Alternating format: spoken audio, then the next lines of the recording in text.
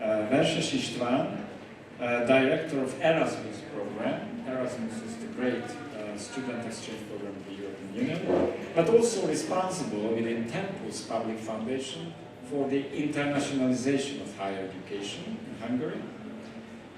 Dobos Gábor, director of Stipendium Hungarikum program.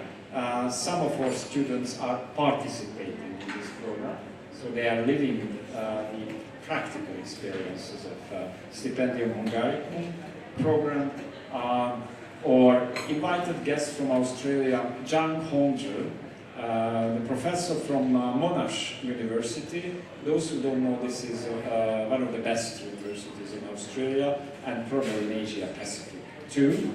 And Gábor Halász, a professor emeritus of education research in ELTE University and a team member in the Learning Institute in Matthias Corvinus Collegium, OECD, and many other places. And finally, I am the facilitator of the discussion. My name is János Setényi, Learning Institute, Matthias Corvinus Collegium. And now, after this presentation, the working order will be that first we will discuss 8 questions. And then the audience, you are also invited to ask or comment the colleagues. So it will be an open discussion after the first part. Let's start with some concepts or notions we heard very often, like globalization of higher education, internationalization of higher education as a separate concept. Here in the EU, we hear Europeanization of higher education, European higher education area, and then probably you have Asia-Pacific dimension of higher education. So let's make an order. What is your personal reflection on this concept? What are you working in? What is your actual job? You're free to start. There is no speaking order. Yes.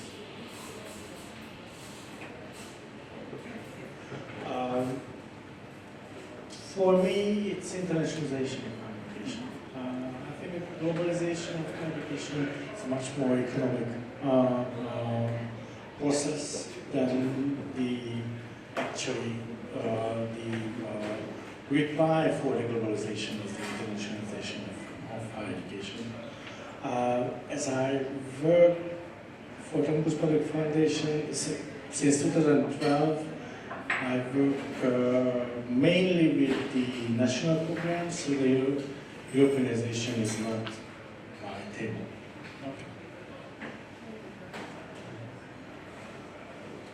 Yeah, just to pick up on what Gábor said, I think that globalization is a tendency or trend which is going on in all fields of life. So it's in economic terms, the markets are globalized, and the world is kind of unifying in one market, the world economy. You can say that it's true for higher education as well. So students, scholars, researchers, teachers seek for the best markets, and the institutions want themselves to be seen as a player in the global higher education market. Of course, internationalization is partly a cultural phenomenon, because it means, from my perspective, that is someone working on European programs, European scholarship programs, internationalization programs. It's a phenomenon, maybe to put it very simple, because at the European level we want to look for our cultural values, we want to look for our identity at the European scale, and of course European universities, the bigger ones, the most important ones, bit bigger ambitions just to be present at the European market. They want to see themselves as a global player, and the European Union is supporting those global players, but not because of their institutional interest, but because of the interest of the European identity, which is for the European Union, the European Commission, so the decision makers, for the decision takers in Europe. It's an important asset for Europe, and they want the European Union and the European higher education area to be attractive on the global market.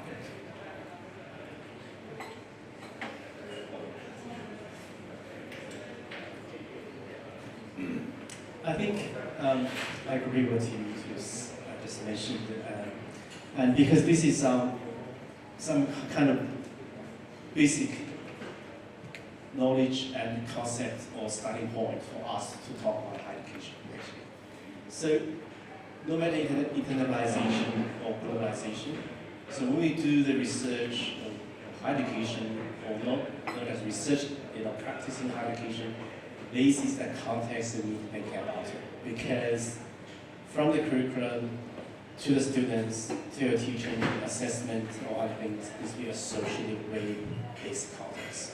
So it's actually the environment we are living with, we are working with, and we started with about it. Certainly, this is the way of our operation, but it doesn't mean it's the only way, it's no problem at all. Because when you think about the globalization and internationalization, say, something hide behind this globalization, what kind of values driven the globalization? For example,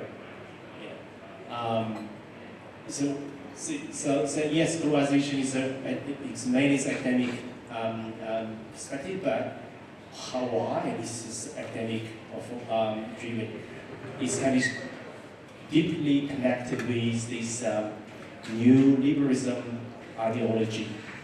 These kind of designs as put globalization in a very kind of, we can say, is Western ways of globalization. Or some terms, some researchers will say globalization is equal to Westernization or the Americanization, because we can't see the element from other cultures. So it's problematic for this kind of, Westernization, Americanized driven, or the neoliberal driven definition of globalizations. It's problematic, and we need to make a new understanding about that.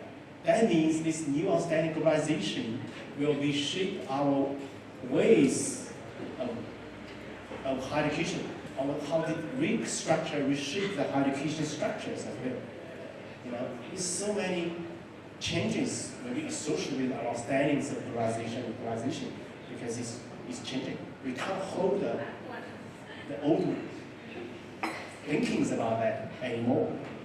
Right now, we need thinking moving forward. What kind of new meaning, new values we can add on, so it can be more inclusive, and it can be plural, can be more open. This is something we need to consider about it. So we are agreeing, set agreement based on good value, but we need to move forward to see what else we need to think.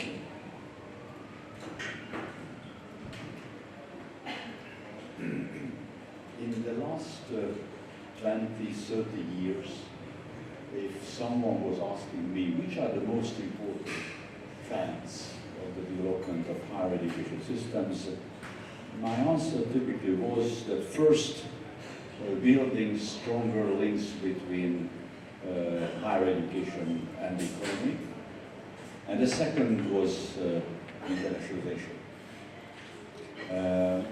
So I am very happy that we are again discussing this topic here. I suppose that we shall come back to specific features, like what is behind this trend for the last 20, 30 years. why this became more important. What we have to see is that, yes, in the last 20, 30 years, governments, countries, one after the other, they designed internationalization strategies and they invested a lot into internationalization. So this is really a strategic thing. But I think that we shouldn't forget that the world of higher education and the world of scientific research has always been international. So this is not a new phenomenon. The universities in Europe were not born as national institutions, but as European institutions, international institutions. The world of science has always been international. Me as a researcher, for me, a colleague here in this country, or a colleague somewhere else, I do not see any difference. So for our world is naturally international. But it's true that now this is a recent trend that, recent, when I say recent, it means that 20, 30 years, that governments are pushing higher education systems to become more international. Then we mentioned internationalization very often now. So internationalization of what? That is the second question. There are many areas where this process can be pushed ahead, like curriculum, of internationalization of the content, the academic content, internationalization of the academic staff, students, which is the most obvious thing, student mobility, ownership of universities, that's a hot potato, like overseas campuses or mergers and acquisitions of other universities in different countries. What is your personal emphasis within this very broad concept of internationalization? What is the most important for you personally from these areas? And you can mention other areas as well, of course.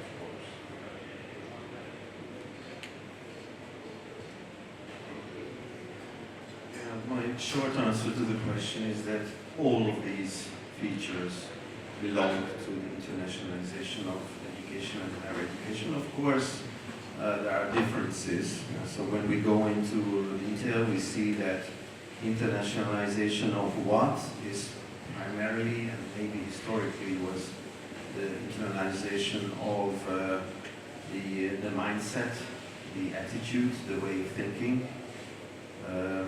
Meaning that, of course, as a university, as a higher education institution, I'm on the international market. Although I'm in one country, I'm in Hungary, I'm in China, I'm in Australia, but it's always an international market. So I have to develop an international mindset. I have to develop procedures in order to be able to attract students from abroad. I have to have the procedures, the internal procedures. I have to speak languages, foreign languages first of all. So all that features belong to internationalization. The next level, of course, when we reach a level, there comes the question, of course, whether we should harmonize what we teach at the university. So harmonizing the content, the curriculum. That's a little bit more difficult question, at least in Europe, right now in the European Union. When we talk about internationalization in Europe, people on the podium are expected to say that the content of the curricula is in national hands, of course. So in the European Union, at least the European Union itself doesn't have powers in regulating education, the content of education and the structure of education. So the content and the structure, so the management of the education is in the hand of the member states.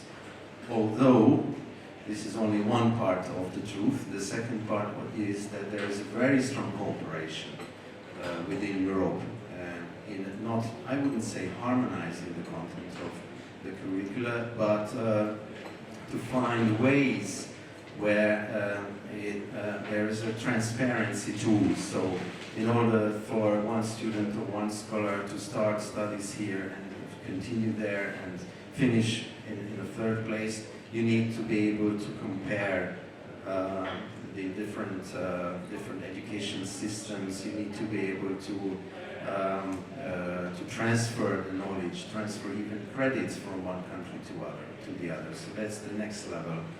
And then, if we see what's happening right now in Europe, we can see developments where even we go one step further than that. For example, I can mention the European University Alliances, which is an initiative, the latest initiative, one of the latest initiatives of the European Union, whereby they say that it's the ambition at the end of the day is to have not only joint degrees or double degrees, which we see quite often as a result of the university cooperation, but truly European universities, which means that from the point of view of structure, from the point of view of management, they will act like one single institution providing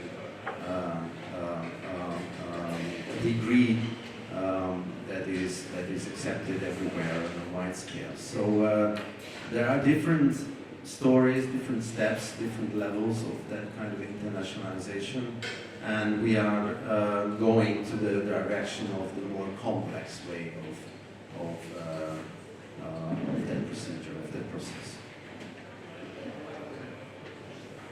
I think that my topic is, what I am saying is very directly connected to what István said, with whom I fully agree that this covers all those elements that you mentioned.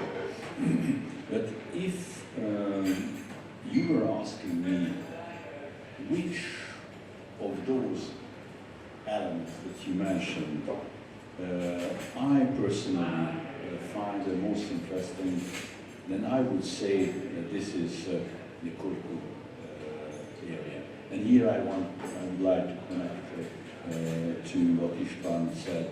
I was involved in the last 1 or 2 decades very actively in the development of 2 European programs. One of them is a doctoral program.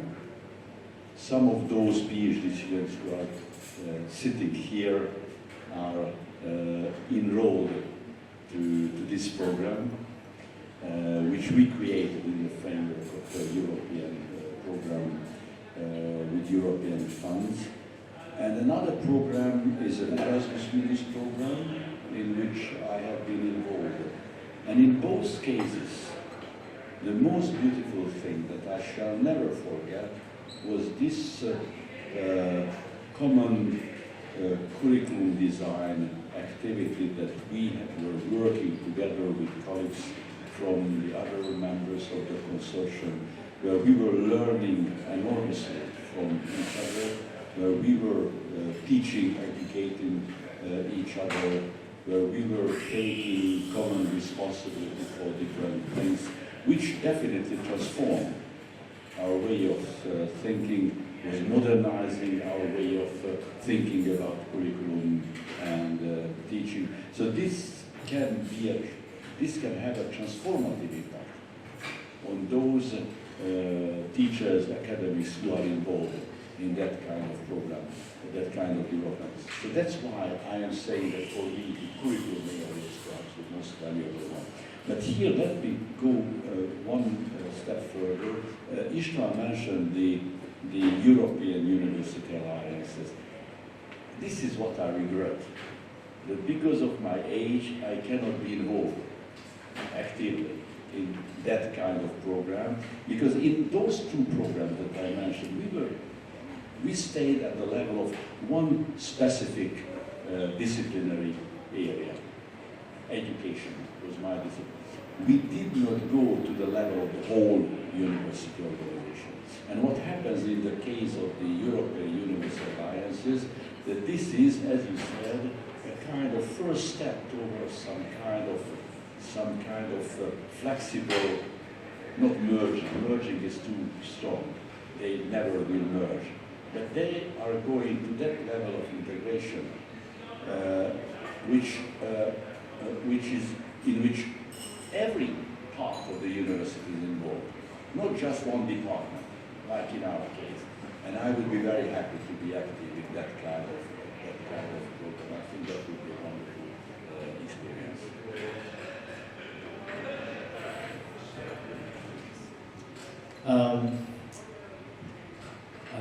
Before I share my experiences, I want to echo what Professor Gábor and talking about it. You know, I like history first. You know, doing the research in higher education, certainly I learned the history of the modern university from Europe. The starting part of how the modern university had been established. In the very beginning of the early version of modern university, actually they are internationalized. The teacher from different countries, students from multiple locations. For example, the Paris University, right? This is a world-known university, very beginning. The teachers from Spanish or from the Italian, and students come from different parts of Europe, but certainly located in Paris.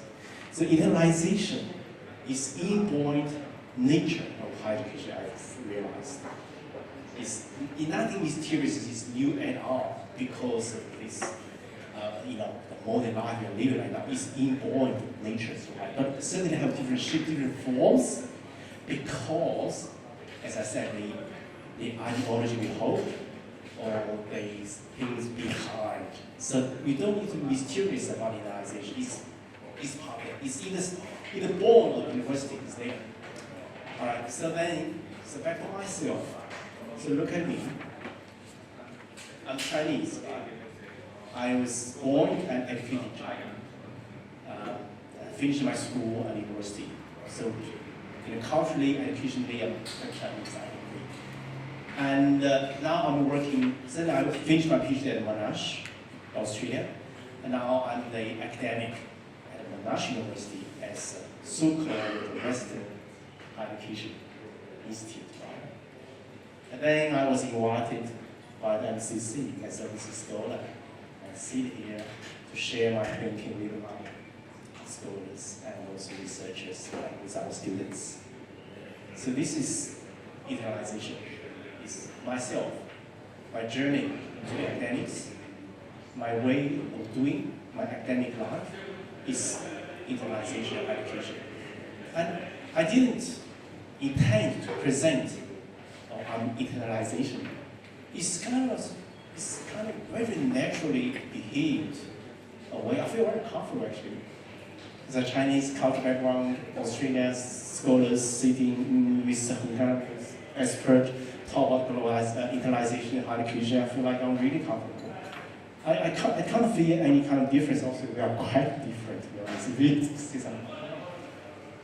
That's why, because we speak the same languages in a similar context, but certainly we have different kind of experiences, different perspectives. All the curriculum and teaching or the designs, I think not much of a difference about that. And back to the Europeanization, I need to learn more about that, but I don't exactly know the meanings of the Europeanization. Do we really need that? Or since we have a very specific focus about that?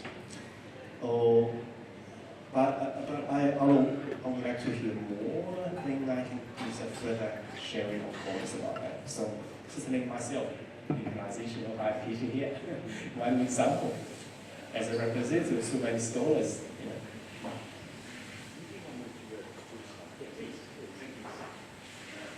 You were also asking about globalization. And in connection with globalization, although I accept that this is mostly an economic term, but for us, I think one of the most important elements of this globalization is that now we are thinking not in terms of Europe, but in terms of the whole globe. So I would say that 20 years ago, when we were talking about international university, we were thinking of Western university, European university, the way you were talking about that. But now it's absolutely natural that we have one of our best colleagues, not in the West, not in Europe, but in Asia. And we just met today, the first time in face-to-face. But I can imagine that we just start working together tomorrow. We design together the curriculum. We start teaching together. We can work together very effectively, although we came from the other side of the world. So that's a very important element of globalization, that we are at home everywhere. Just one or two thoughts. First, I must summon Jane here. So her definition of internationalization is a purpose, the integration of international and intercultural and global concepts into the purpose and services and delivery of the secondary education. I haven't found better definition to that. And in this, and of course I agree with all of you, we have to find a good balance between the components. Because I can see, or I could see, the not so good practices.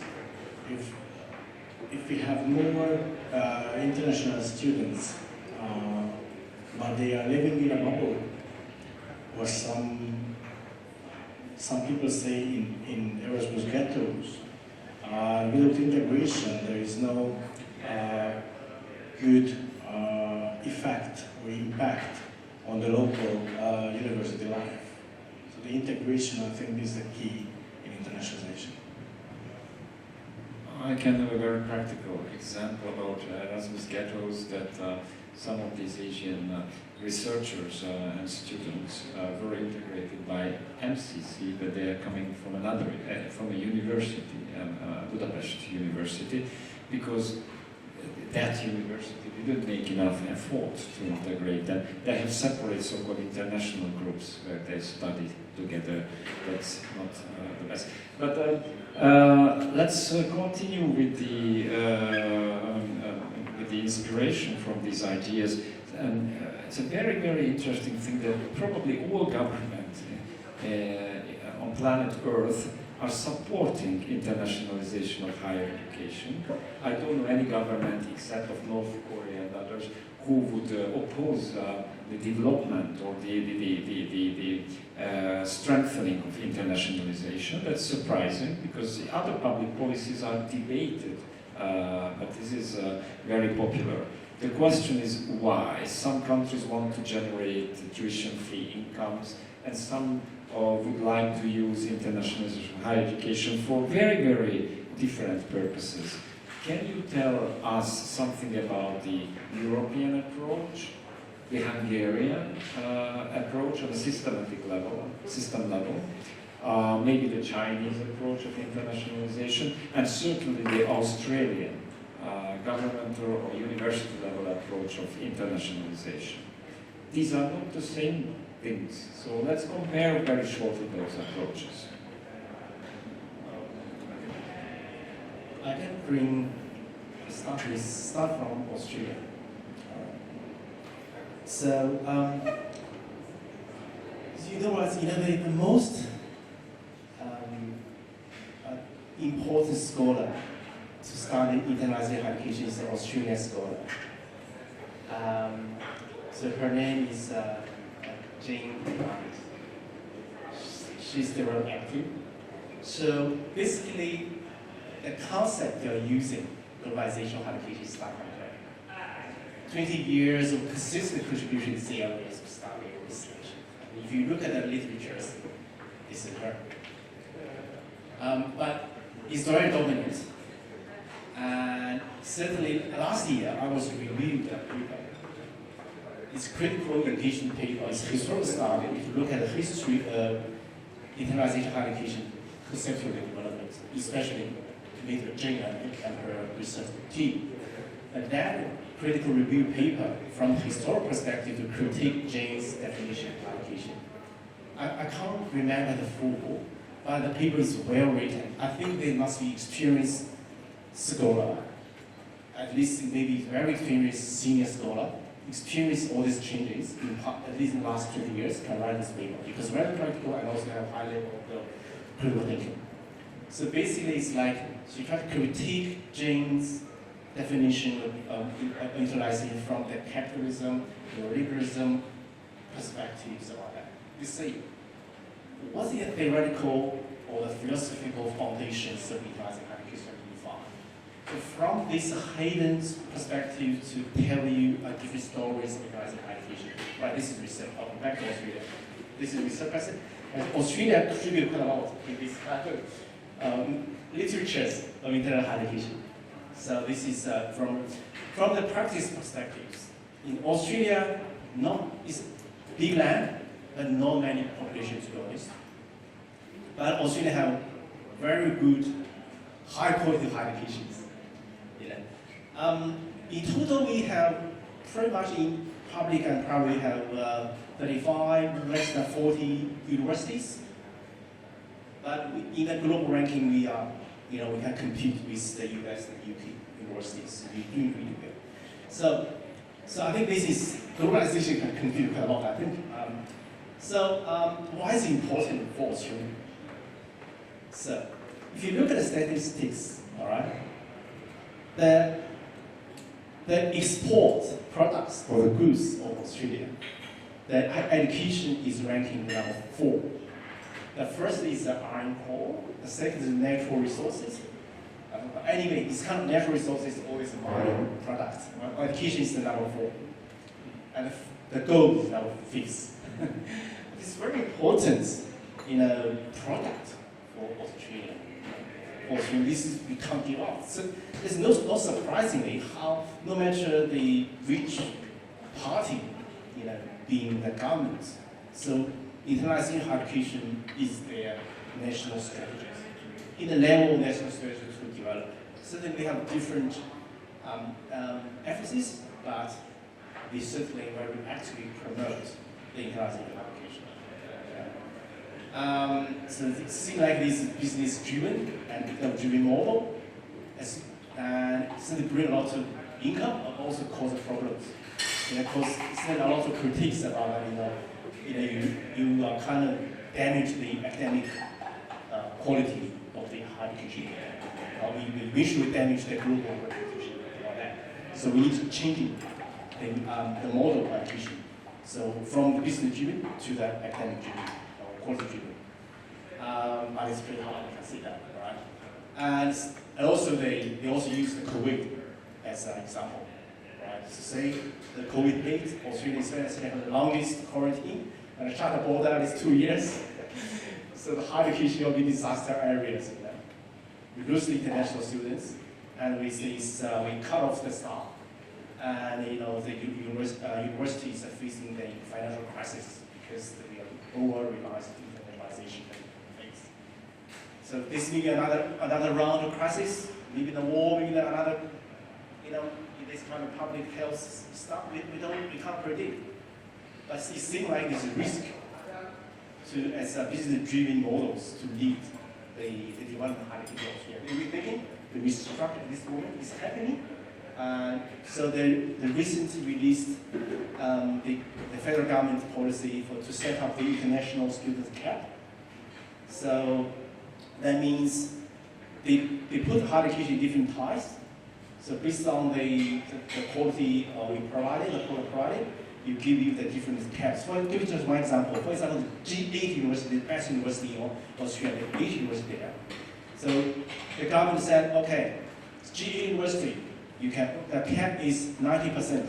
That means if 100 students apply the program from your university, only 90 students got the offer. Another 10 cannot get an offer from the university. This is a cap mean. So certainly different types, different topic of higher education can have different type, different race of category. So there's a big change in that.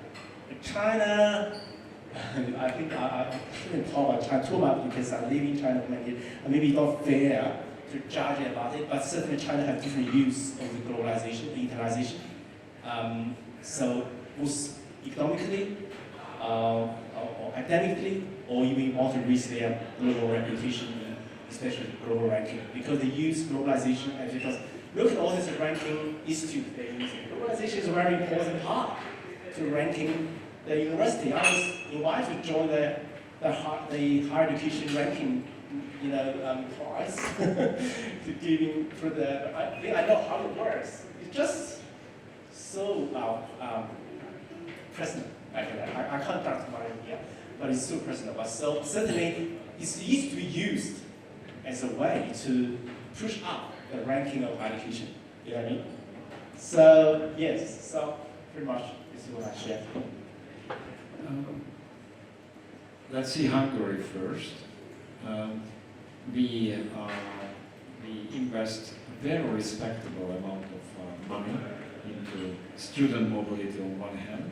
On the other hand, if you go to a Hungarian university department, concretely to enter a room where the colleagues are sitting, you will find Hungarian people there speaking Hungarian, which is very surprising for me. So the internationalization of the academic staff is not as radical as student mobility. But maybe it will change in the future. So what is your estimation about the Hungarian pattern of internationalization of higher education? I'm asking the practitioners.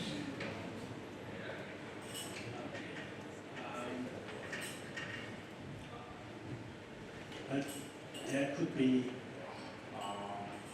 there are various causes between this government policy. And of course it's changing because the circumstances are changing. But the Stipendium Hungarikum program was established in 2013, and we took the program over in 2015. It was, the main reason was preventing migration. So help those countries with human capacity building. And of course, you can also say that we have much more capacity in the universities because the demographic peak is over and we have more capacity in the universities.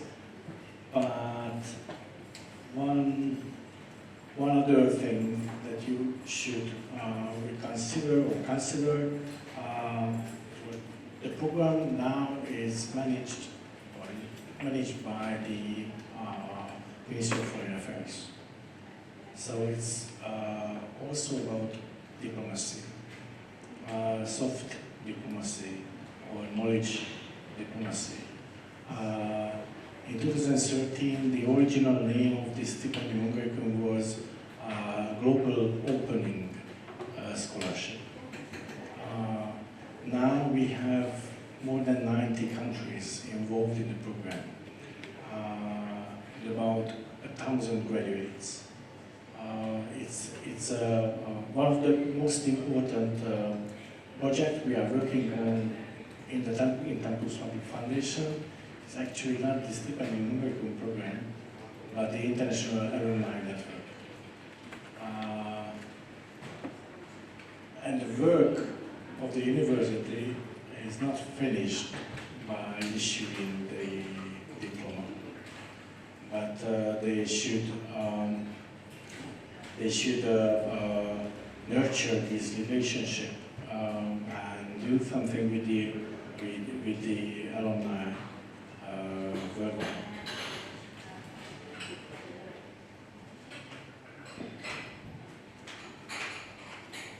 Yeah, just a few words about Hungary and the Europe, interconnected with one another.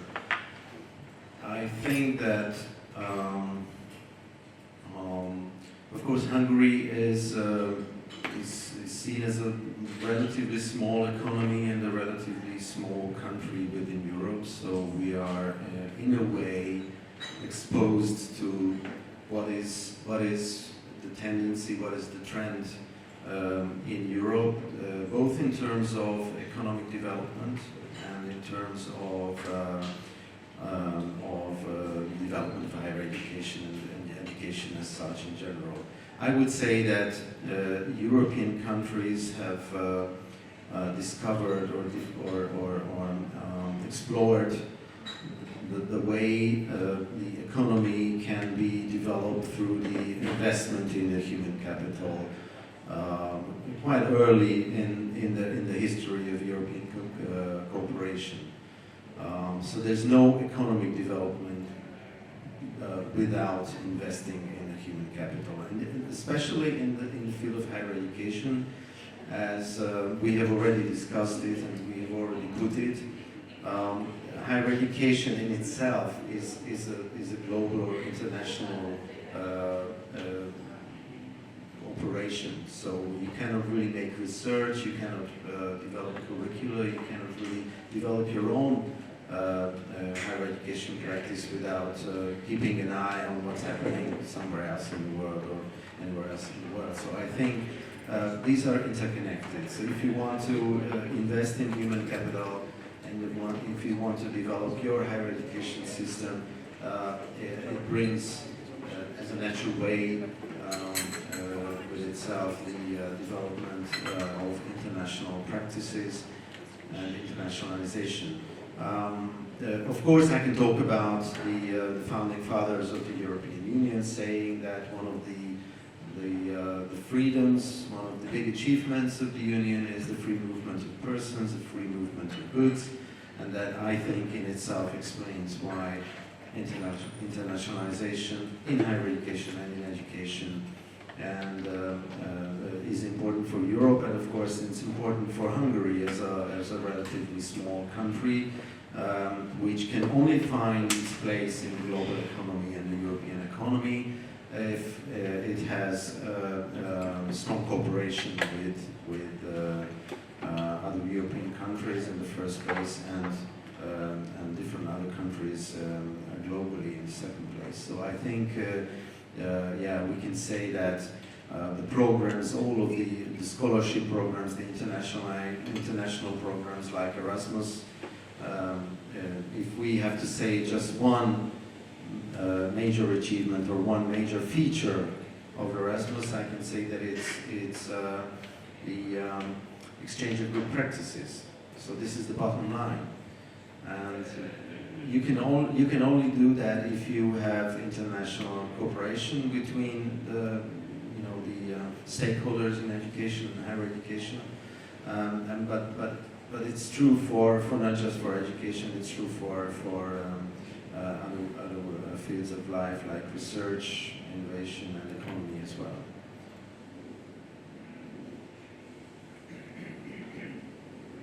I think I can only confirm what my colleagues said about the international relations, geopolitical, foreign relations related elements of internationalization, investing in human resources, knowledge production, scientific production. These are elements that can opening the higher education system, the research system. This is something that can enhance the international competitiveness of the country, the competitive advantages of the country. So that's the main reason, I think, behind this activity of governments to internationalize their systems. The other one is, which is the most visible, prominent in Australia, the economic, financial dimension. In many countries, this appears as the limited capacity of the government to fund, to satisfy the financial needs of higher education institutions. So that's why governments are encouraged encouraging universities to generate income, and one of the possible sources of income is attracting international students. But there is a third factor, which perhaps was not yet strongly stressed here, using internationalization as a tool to improve the quality of the higher education system and using it as a modernization tool. Perhaps behind the Hungarian stipendium program there were other considerations, but me as a university person was involved in them. For me, the most important thing that being involved in that program radically transformed the way we operate as a university. The fact that we started receiving international students in a high number totally transformed the way we are working. We are not the same university as 10 years ago. Our quality standards, our working style, our pedagogical thinking. I don't think that a government could have been capable to transform our behavior in such a short time with other instruments. So I would say that internationalization can really be used to change the way universities are operating, to improve the quality, and also to modernize. Many countries are using internationalization to enhance the modernization of the system. Just I am planning to go to Kazakhstan. That's a good example. Kazakhstan is one of those countries where the government was using internationalization deliberately as a tool to generate very, very strong modernization, catching up exactly before the country. We have Kazakh students here, so they can confirm that.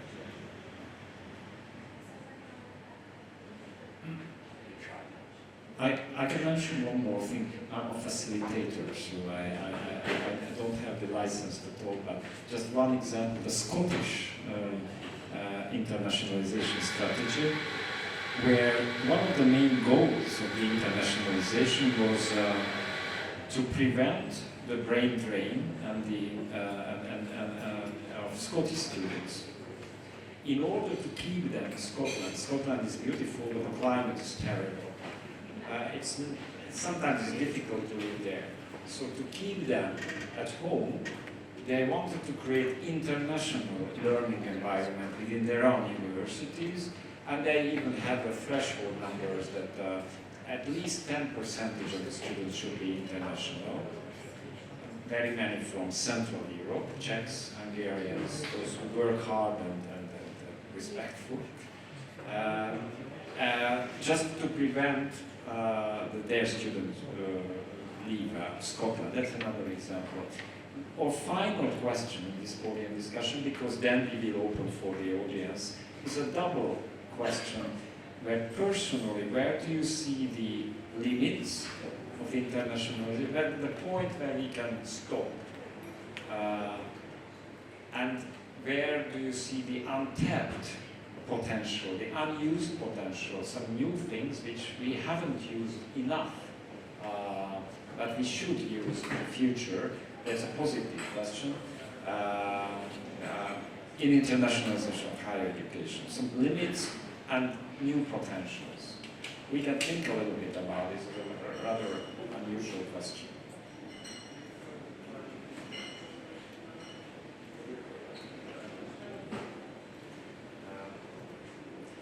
Well, I think that in principle there should not be limits. So I think that the progress towards internationalization could be, I would say, endless. But of course there are the human factors. So if there are limits, this is what people are capable and they are willing to do. Not everyone likes internationalization. There are people who are anxious about it. They want to slow down this process. Of course, those who are less internationally embedded, those who might be afraid of losing some privileges which are connected with the closeness of the system, they are not happy if this is progressing, and they try to slow down. And also there might be some national economic interest pressure groups who could lose if the higher education market becomes more open. And now, the other question was about the NTAP, the potential. There are many, but I would mention only one here, and this has already been mentioned, by the way, and this is the integration of international students into the national student community. When I was the head of a doctoral school, that was one of my big, let's say, unsuccessful efforts, my failure. I was not capable to create strong, deep, intensive connections between the international student community and the Hungarian student community. So this is I think one potential which has been used. And when you say that there are no limits of internationalization, let's say in a certain university,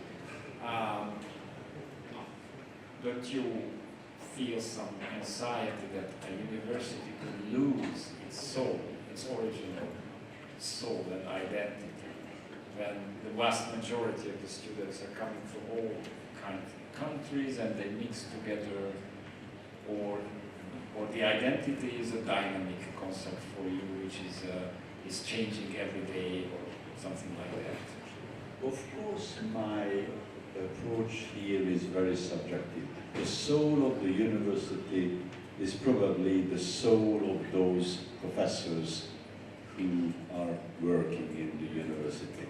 And when I am saying that it is limitless, then I am talking about my own soul.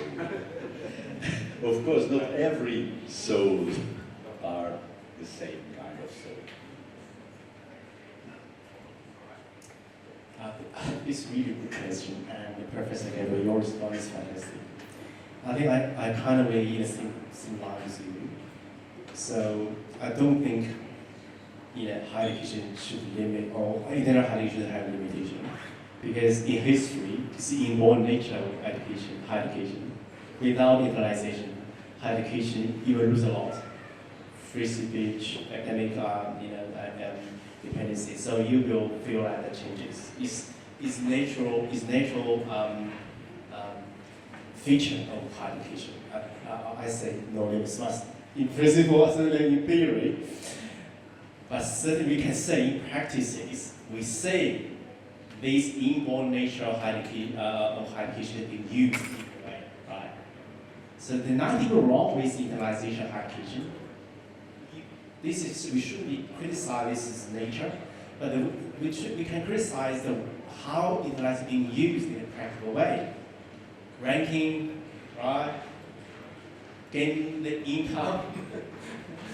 So, or other geopolitical purposes. So be aware about this. So when you critique about international education, this is your direction. You can find a better values to motivate a preferable internationalization of education that have new feature, new forms, fine. But you shouldn't be denied that. So that's why I say we are in the same line. But they certainly, so since the inborn nature, we need to reverse back to the Paris University's time, right? So no boundaries to say no. In the international higher education, so don't forget, I think the national culture and the traditional culture is still very, very important in this process. They're not against each other, but it's still very important about that. So internationalization of higher education should be rooted with the rich culture of that nation, that education. It's not just about you fully deny the traditions, you cut off that. You just, okay, well, I set up brand new. This doesn't work.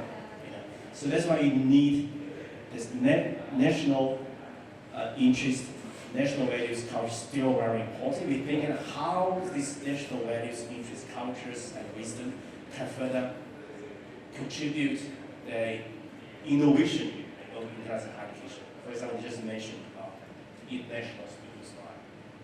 They're not just our, cash cows, right? They're even not just the deficit as public media criticize. They're problematic. For example, in Australia, also public media, they are problematic. They're causing the housing pricing, the renting pricing high. They're causing our citizens lose jobs. I don't think this is the reason they lose jobs or the housing pricing. They have other problems. And the newcomer students will push the local people from the marriage market as well. Yeah, I think that way, if you treat them as a deficit problem, certainly there will be a problem, right? But I don't think so. You should see their merit they bring in to the nation. They can be the rich resources of curriculum reform or the pedagogical innovation about that. Because my teaching experience in the last 10 years, I see these changes in Australia, Monash University. 10 years ago, when I was seeing the unit, I was teaching that in 10 years. The unit now is totally different. Similar cohort of international students. They're still international students because it's a master program, first year. So 10 years ago, the readings purely Western knowledge. I mean, the content from West, US, or some Australia. And they steal from Western theory, so pure West. Imagine this international students come from different country, culture and system. First year, first semester, or higher, reading that. How can you do that? Even your English is really good, you're reading well, but reading this academics, you don't maybe you know this is so that they're not there, to be honest. Now it's changed. I mean, now I'm the chief examiner for the student now. Now students have multiple choices. They can choose the literature, the readings from different locations. We have Asian background, Australian, local case, and European, and different cases. They can choose what they want. Give them options. They have diversified the resources, and most of these resources are contributed by the previous international students.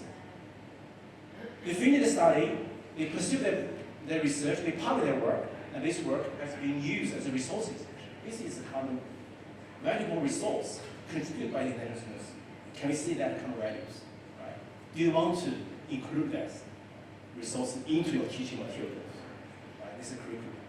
And also the pedagogy, the teaching, the way of teaching. I still say, when I was 10 years ago teaching that, I hear lots of complaints of my colleagues. So now I can share. So, international is terrible. Their language is horrible. I can't understand what they're talking about. Their writing is kind of readable, All of mistakes, I can't understand what they're talking about. So many complaints. But they never think about it. What kind of support they're giving to the students. For example, you could offer them workshops to how to read, how to write, and how to improve their academic writing. And then we do have limited services. Now at Monash, Monash called it globalized university. We're very proud of that. And not because of the name, actually our program is really globalized. All this kind of service to international students are available. I always tell my students, this is a program that's really good, make sure you use it. Right? But unfortunately, not all the international students use that, but the services are there, staff are supporting. These things is changing. Let's make Monash, I come from, is kind of global, well-known, global internationalizing hub. or it's kind of example, it's set examples about that. Certainly we still have problems, but I think the performance or the practices of Monash University is, I think it's, they mentioned the name of the dean because the study of the dean. Now I've noticed myself, my teaching team use a lot of time to explain the assignments. Usually we're not. We just say, no, it's already said in document. I don't want to waste my time to do that.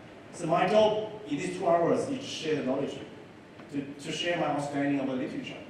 My job is not to tell you how to do assignments. This is your job. Now I think it's changing. Yeah, we guide students, you know, say, okay, do this first step, do that, and so yeah, not just myself, mine will change. So they are not defacing the progress, they are asset, valuable asset, a contribution to higher education or internationalization. It's my Thank you. And last but not least, the Hungarian colleagues. I totally agree with Professor Halász that integration, classroom integration, is one of the challenges in front of the Hungarian internationalization. There is progress.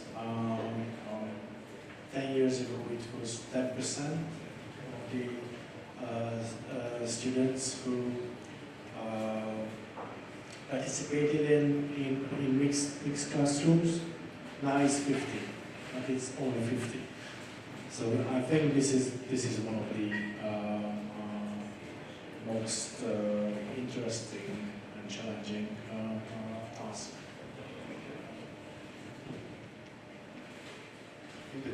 The question was if there are limits to internationalization.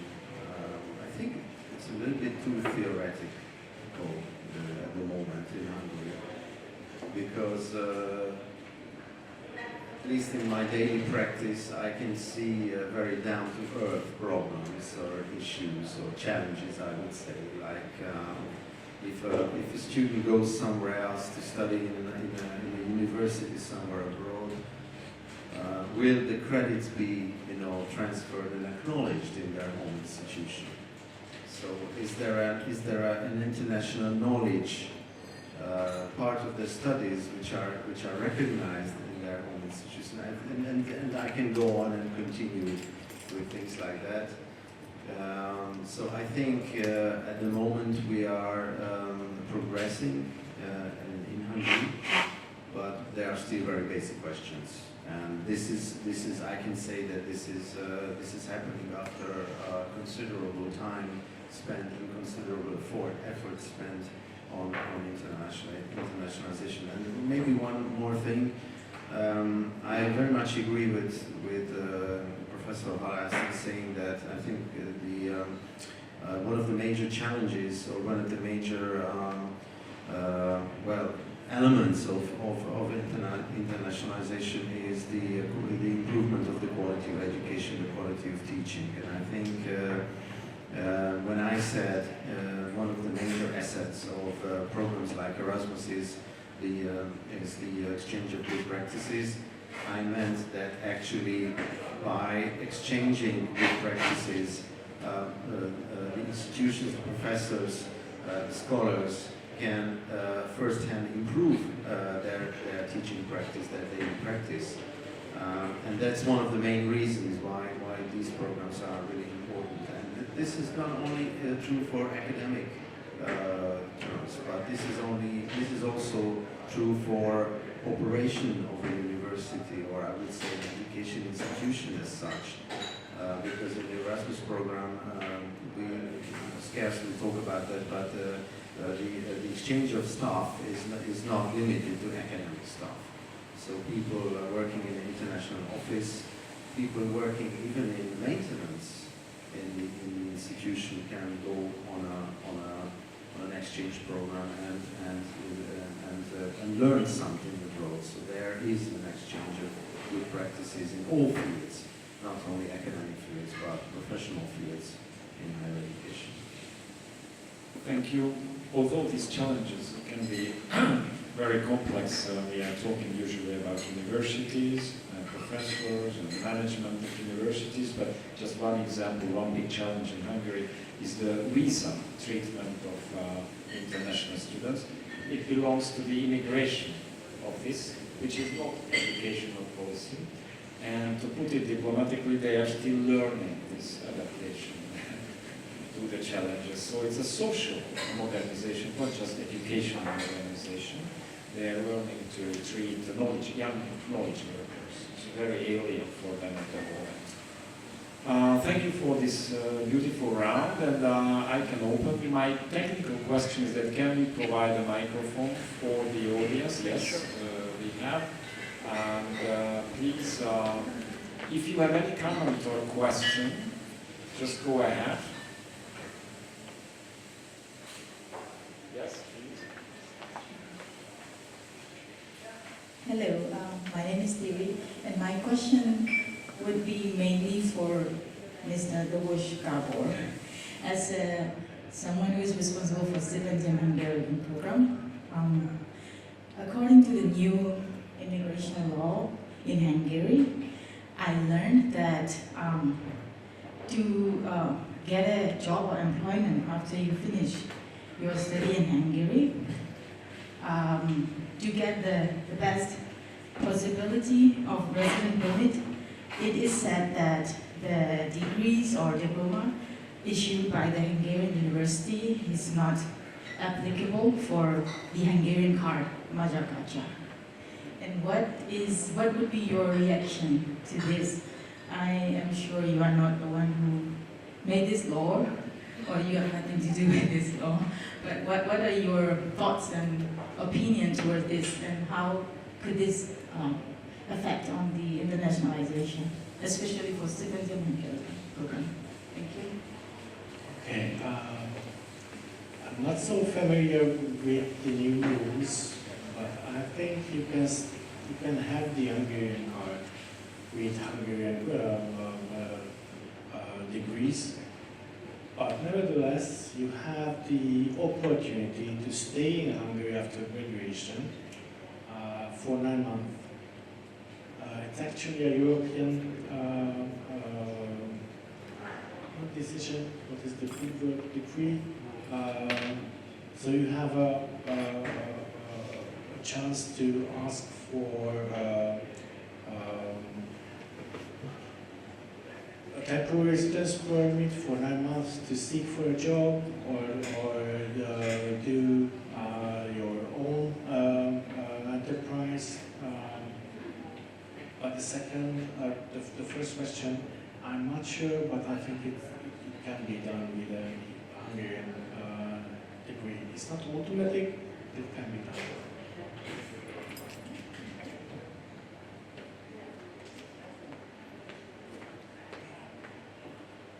Okay, thank you for sharing. My name is Yang from China. And also my question basically is for the two directors from Tempus. First, the stipendium one, because to my knowledge, like between, maybe this is a bit narrow question, like between China and Hungary, we have annually 200 students, but it actually gradually goes down, the admitted or the holders. I don't know the reason, maybe because of the finance reason or I don't know whatever. But I'd like to know, like in your opinions, what would be the opportunities for the internationalizations to China or to the other countries in this world? I mean, maybe your strategy has changed. You don't need more students supported by the scholarship. Since Hungary is popular in China, you know the truth. You want to attract more self-financed students. Or in another direction, maybe you want to send more students or teachers out of Hungary.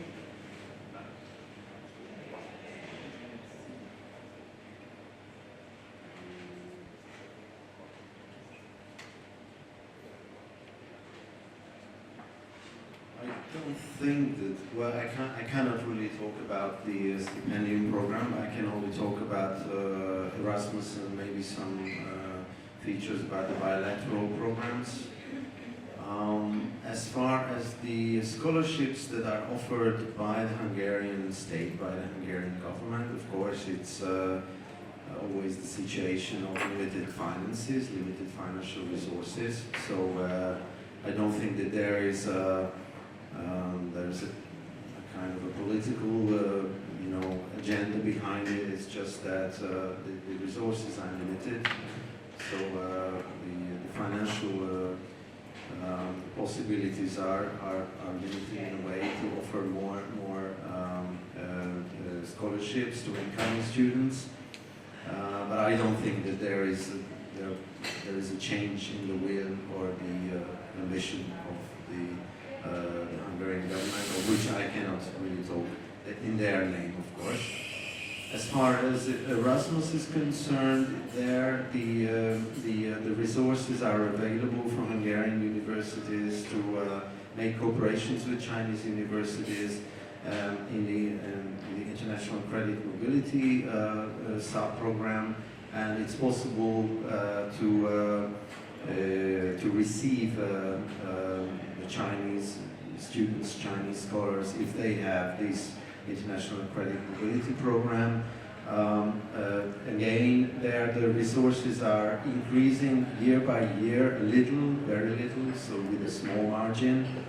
But of course, altogether, there's a limited resource available for Hungarian universities there, and they have to spend it for the whole globe anyway. So there are small envelopes for different parts of the world, but they are not that big.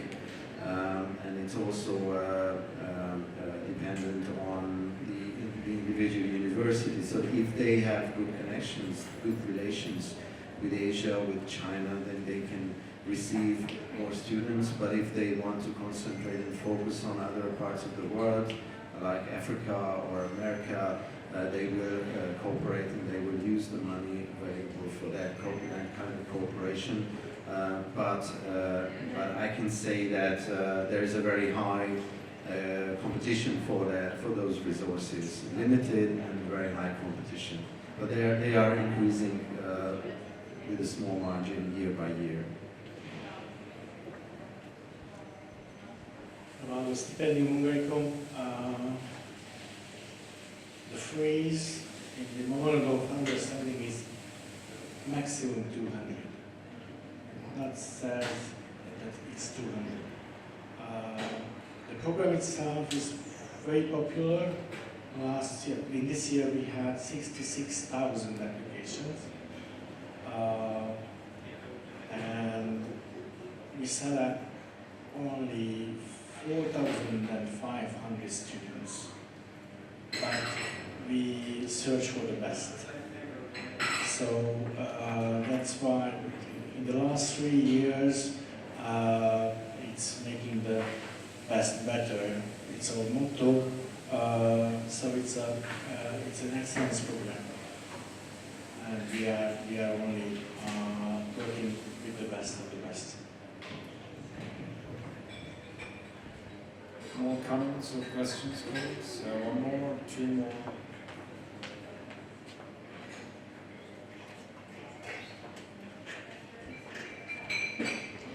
Thank you.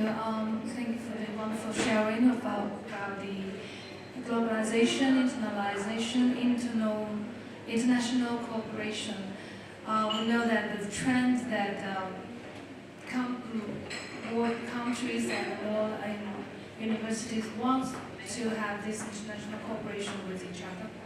But there are always a chance that you meet someone or some university in some cities that they don't want to have this international cooperation. So my question or my confusion is that what should I do? What this for my party that want to set up this international cooperation? What should we do to meet such potential partner? When we knock the door, what should we say to them, or we just not knock the door, we just give up? and leave, and other strategy to speed up this international cooperation? Yes, certainly a good question actually. I can share, because this is, as a Chinese scholar in Australian University, actually this is one of my job. Not my job is given to me. This is, I receive a lot of requests from Chinese universities. They want to build up collaboration with our faculty, education faculty of Monash. But certainly we will not accept all of these collaborations. I'll give you some reasons. You know. So in the beginning, every opinion should be welcome, right? Because they generate the incomes, they can expand your reputation in China and that.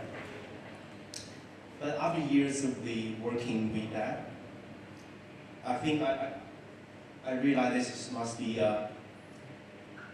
it's a strategic way to promote this kind of international collaboration. Firstly, I use Monash University as an example because I'm working there. So Monash University now is globally ranking top 40 university. In the last 3 years, we are climbing up, steadily climbing up, ranking top 40. So we are quite proud of that, and we also have Monash have this global positioning. So that's as a top universities in top 50 universities in the world. The most important thing is what? Is the reputation. You want to keep their good reputation, global reputation is about university, right? The programs or the collaborations they do is something, okay, certainly you can give the benefit of money, right? Now, if this profit will damage the reputation of our university, we won't do it. Another thing is, if this collaboration will not benefit or not align with Monash strategy or their values, we can't do it. For example, because from Monash perspective, we want to through this collaboration to generate new research opportunities, for example. This research can be more long-term collaboration or sustainable. Not just you come here, you pay me 10,000, I give you report, we go, and never come back again. So that means we waste a lot of time today, and there is no possibility. You still get the benefit you want. Because Monash is pretty much financially very healthy, I can see. They have no problems at all. Certainly we are facing some difficulty during COVID, but it's general. But we pretty much recover now, and certainly they have much ways to do that. So they are, so if you just say the income, they're not that quite attractive. So another thing is they want to find the collaborative university by matching with Monash subject or their interest in it. So when you collaborate with them, you need to know their needs, their preference, not just say, oh, my person, what I want. It must be the collaboration be the mutual benefits through this collaboration, not just one-way flows of the impact. I say, be careful about that, to know their needs before you approve them. I think this is must be strategic. This is Australian university, I think, quite similarly, especially for the top university, we really want to protect their names in the world. Thank you, Gábor. Yes, I think that this question is somehow bringing in the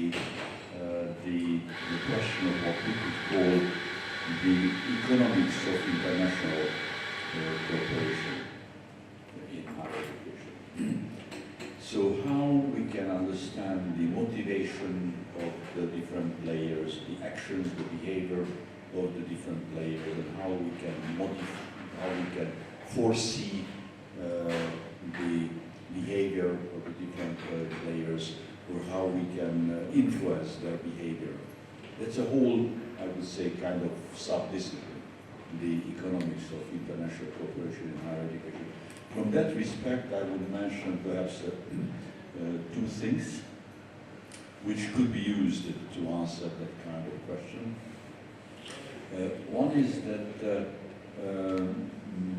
I think that we have to think about that in a multi-level way. We have to think about it from the perspective of a government, we have to think about it from the perspective of a given university, then from the perspective of a faculty or a department, and then from the perspective of the individual. And from each perspective we can give different answers.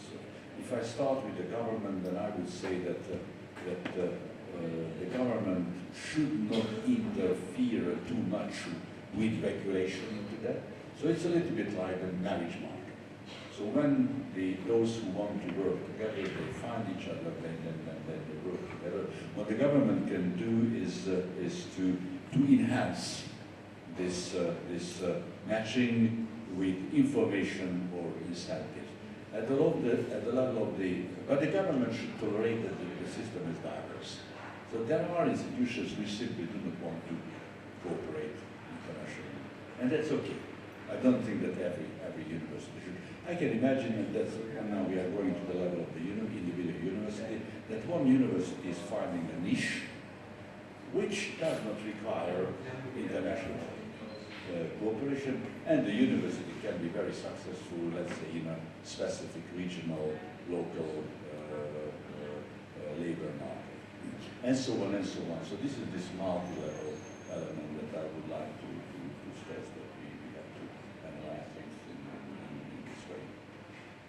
I would be a consultant with this problem, I would say, because everybody loves tuition fee paying students, even when they resist internationalization, but they like international students who bring money. So I would smuggle in internationalization into the university with these students first.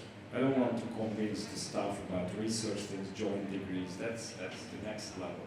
But the students can come. We had one more question, go ahead, and then probably we close. I would like to have a little bit query, it's not a question. Like, since we have discussed about modernity, and nowadays we can see that AI have integrated in our education system, and we can say that AI is a second professor outside of the classroom. So I'd like to have a question that what is the difference of, or what is the pattern of using AI, West and the East? Like how the student of West use the AI and how the student of the East, like in Europe, America, they use. Do you you observe any changes in this pattern? Your question about the East and West perspectives in internationalization of higher education, right? Is there any differences or similarities? East and West perspective, but using of AI. AI. Artificial intelligence. Okay, I'm not in the area of the AI, but first I want to question about the East and West and binary thinking about that. So there's a lot of critiques about this binary thinking to say East and West because it's problematic. What do you mean East and what do you mean West? East or West or East? It really depends. So artificial intelligence are new things for us. I can share my experience in academics to facing the challenge of AIs. When the ChatGPT comes, it's certainly challenge academic work. For myself, for example, I was trained many years to do research, summarizing ideas from literature. ChatGPT can do it very quickly. It looks so beautiful. All the makeup, but some ideas is no references. They just make up things, and in a very rational way. at least if you didn't look closely, you're cheating very easily, all right? So I feel like he's kind of panic about that because they are challenging for my academic capability. Especially English as second language, right? Writing is kind of challenging. So, but after I have a conversation with my daughter, so one of my daughters, she's 12. I talk about ChatGPT with her because I said, oh, ChatGPT says, I share my concerns with use ChatGPT. But from the new generation perspective, it's 12 and 13, secondary students, I say, you don't need to panic about it. That's why this is very powerful. They can generate the text very quickly. Yeah, but their writing is dead. It's dead writing. It's not alive. It's just dead linguistic put together. But seriously, are you seriously thinking about this? Yeah. I said, but for me, I think this makes sense. But this is for you, not for me. This is what his response.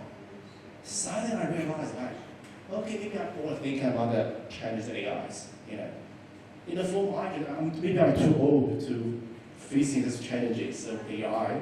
For me, it's my computer.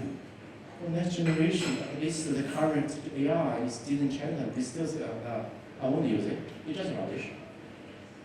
I will use it. I think I can do better. It's in there. Challenges.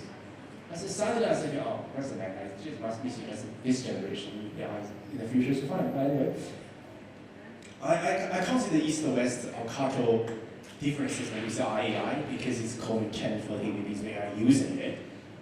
But it's new things for the different generations facing that. It's likely that we're facing other new technology. I think the response is quite different. Certainly, it's called challenging for sure.